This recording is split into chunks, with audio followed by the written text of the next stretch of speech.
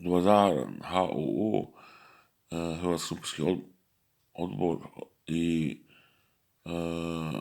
Prve Hrvatske lige. Ja bih htjela skupiti za 350 štela. Javite se pres vladi Republike Hrvatske da prodate vaše procente.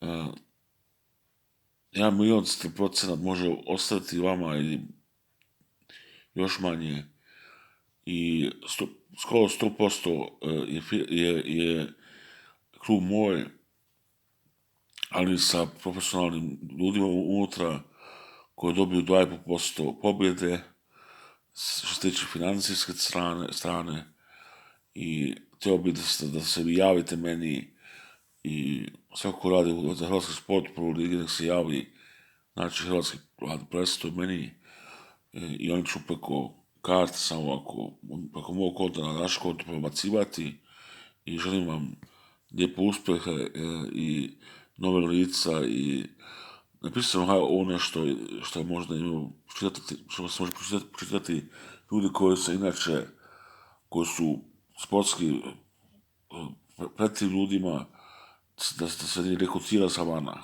Ajde, ima dobro zaradimo, ja mislim ovako 220 štela možeš rađivati tamo za jednu utakmicu i to kuparije imam isto. Ajde, molim vas, javajte se.